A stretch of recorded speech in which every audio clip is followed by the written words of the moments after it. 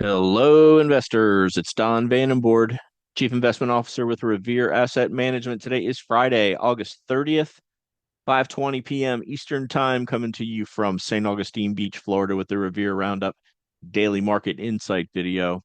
End of week, end of month for this video, starting September next month. September and October, a traditionally weak period in the market from a seasonality standpoint, definitely during presidential elections anyway.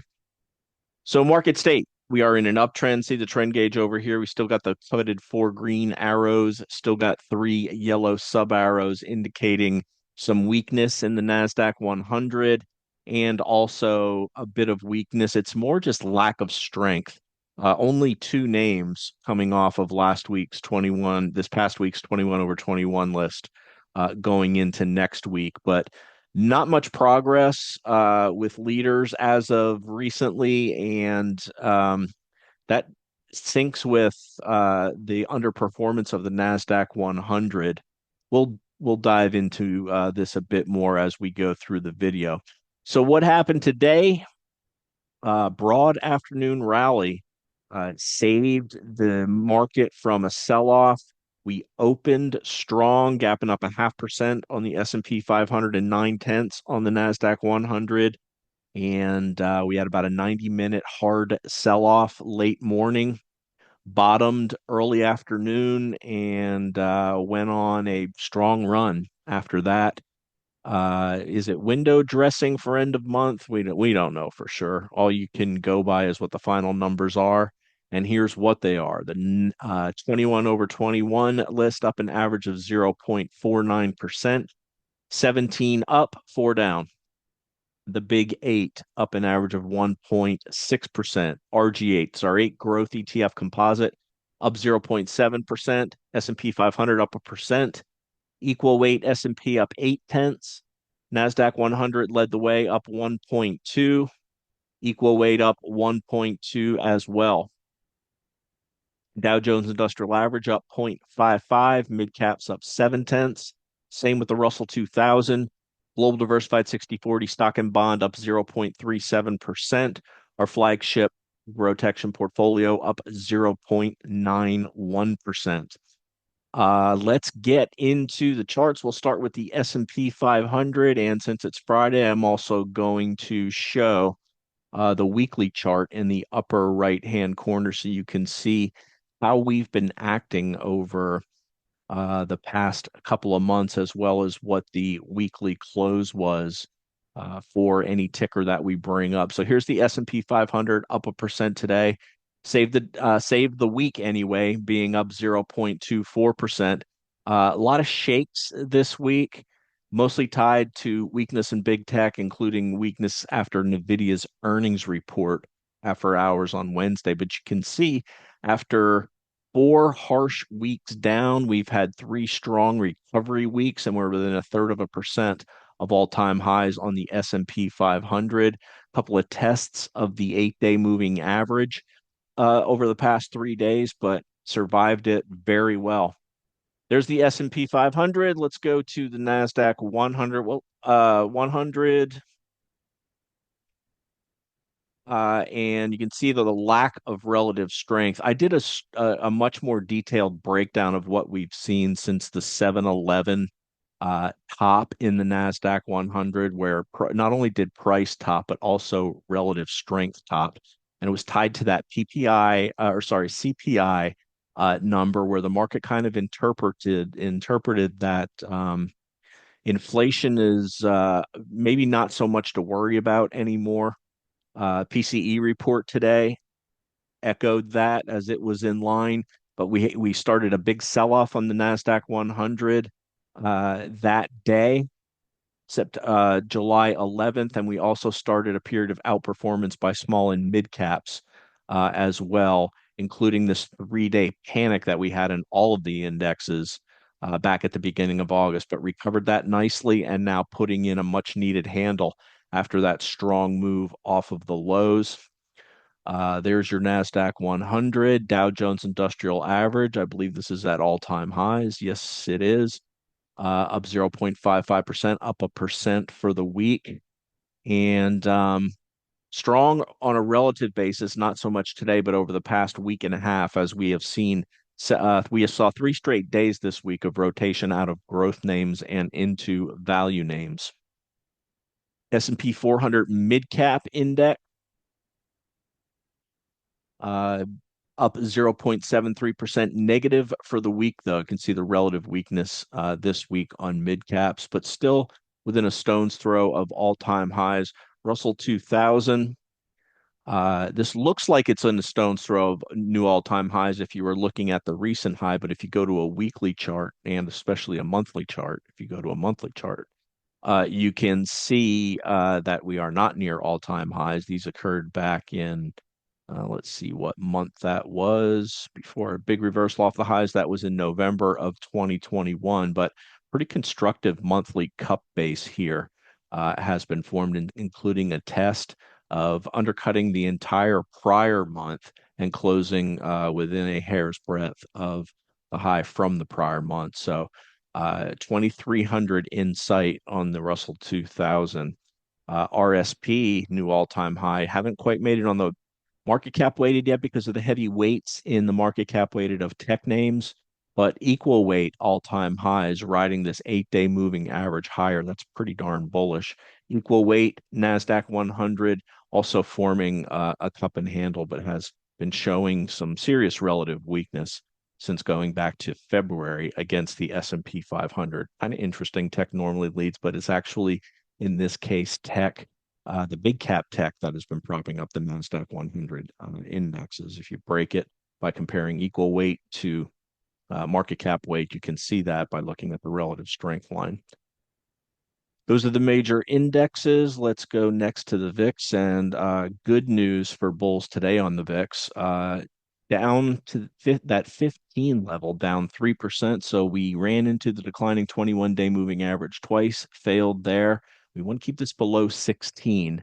Below 16 implies a 1% or less than a 1% look ahead for a daily range on the S&P 500, and that's when the market does its best work on the S&P when volatility is minimized. There's the VIX. How about the dollar? Dollar on a strong 3-day bounce after being extremely oversold. This is a very crowded trade based on some research that we've seen other people do. Tested these dollar lows from back in December, and that's where we bounced. Dollar, what did that mean? Strong dollar, that's normally weak for precious metals, and it was today as well.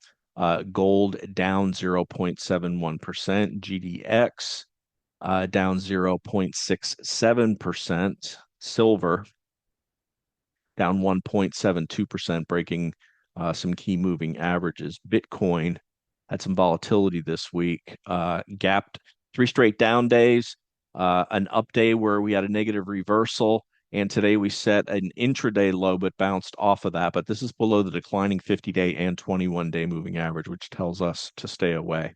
On to bonds, BND, outside negative reversal here, down 0.2%. The long bond TLT, another outside negative reversal, down 1.1%. Price down, that means yields up. Here's the 10-year up 1.14%. TYX up 1.08%. Let's look at the 5-year chart, and that's hanging down. Price hanging down. I'm sorry, this is the yield hanging down below the lows from December and January. That's our inter-asset correlation. Let's go to the tail of the tape. PCE inline, as I mentioned. S&P 500 Q2 earnings, all but 7 companies have reported. We're expecting, based on analysts, 11.4% growth. We got 13% growth. That's the strongest since Q4 of 2021. So not really a disappointment as far as what was expected overall for earnings on the S&P 500 this prior quarter. Waiting for some research to come out with the changes to the outlook for the following quarter. I haven't seen anything recent on that.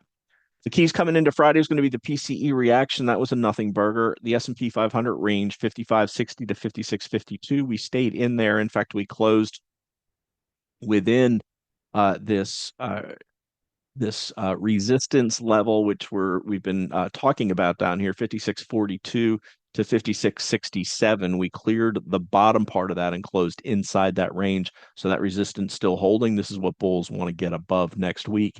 And the NASDAQ 100 against the 21-day moving average, support held there. So that's a positive. Day count in a 7-day consolidation, coiling for a move anytime you consolidate like that. 15 days up on the 8-day moving average, 13 days up on the 21-day moving average on the S&P 500. Expectations remain positive as long as we hold that 21 on the S&P and the NASDAQ 100. As far as sectors go, 11 out of 11 spider sectors up today. Really strong, broad rally, as I mentioned. It was growth, it was value, it was all sectors. It was mid cap, it was small cap, it was big cap. Led by semiconductors and transports. To the downside, crude oil and two of the crude sectors, producers and services. XLE was higher. That's primarily Exxon and Chevron. And gold, silver, and gold and silver stocks to the downside.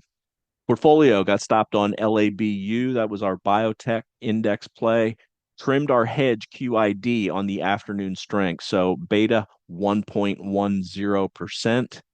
Looking ahead to Monday, the key is going to be that SPX range, bond downside 55.60 to the upside 56.52 to 56.67. Bottom line for the day and the week, pre-holiday broad rally, seasonal weakness ahead, something we're aware of. It is a secondary indicator. As always, we've got stops for everything in place. Let's take a look now at some charts, namely the 21 over 21 list. Two that are being punted this week. Let's sort these by today's price change, and we'll show the weakest first. And that's the wrong folder. Let's get to the right folder. ALNY is coming off. This is a biotech. I'm not sure if there's any news on this. There probably was, with that being down 8.5% on 200% above average volume. This is a biotech with earnings. I'm sorry, it had earnings this most prior quarter, but still slated to lose money on an annual basis. So this may have been a milestone payment. It does have revenues. We avoid biotechs without revenues. So why this one was on the 21 over 21 list. Had a nice move up after some news going back to July, formed a little bit of a base, positive reaction to its earnings report. But this gap down today takes it off the list. However, it did hold the 10-week or the 50-day moving average, as you can see over here, but down 3.65% on the week and 8.5% today. We'll take it off of the 21 over 21 list. Upstart bounced at the 8, up 1.12% for the week, slightly down today. GDX down 1.83 for the week, slightly down today, still holding the 21. Howmet going sideways along with relative strength, basically flat for the week. Coherent undercut and reclaimed the 8-day. We have a position in this, as always, when we show these lists. If you've got a green flag over here, that indicates that we hold it in our portfolios.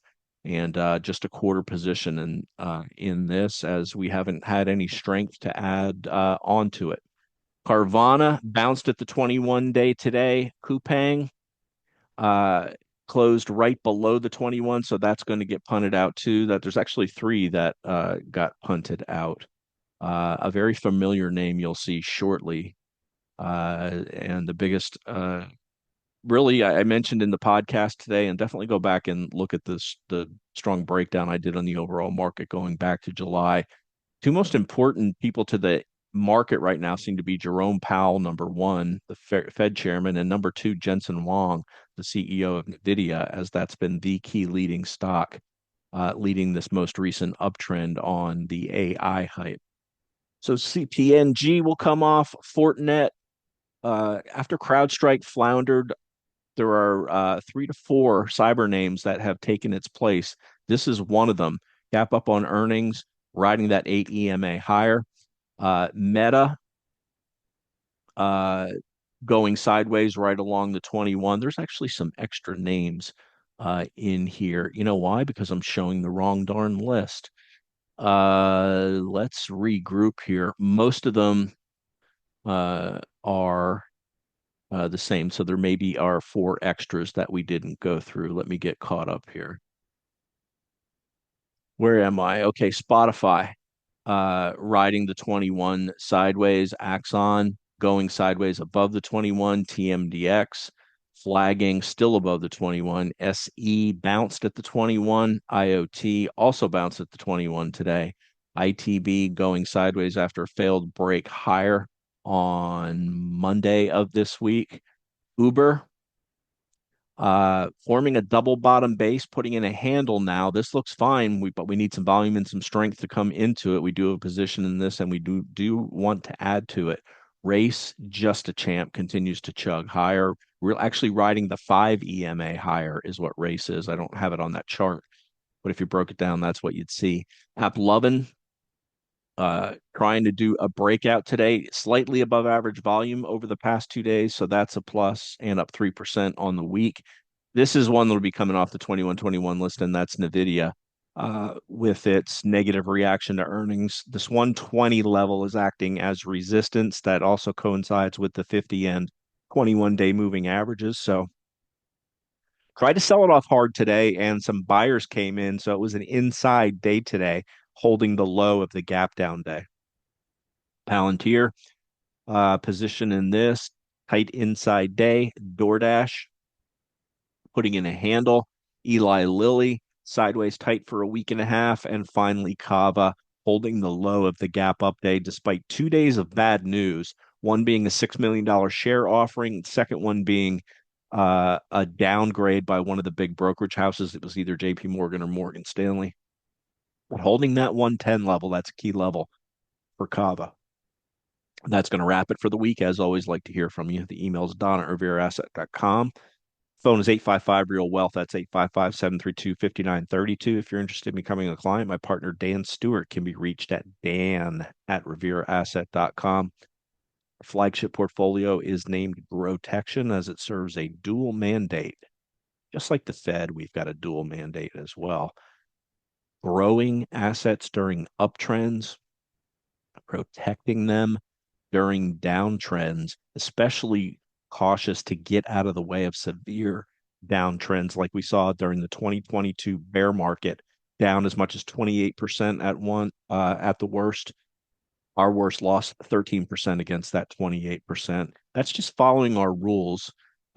As we break moving averages and stocks start to falter, we just sell them. We've got stocks in place. We're not going to ride big losses to the market. Most of our clients are approaching retirement, and they do not want to see their nest egg decimated by an untimely bear market, which can absolutely happen, especially consider the trillions of dollars in debt that we're wrapping up.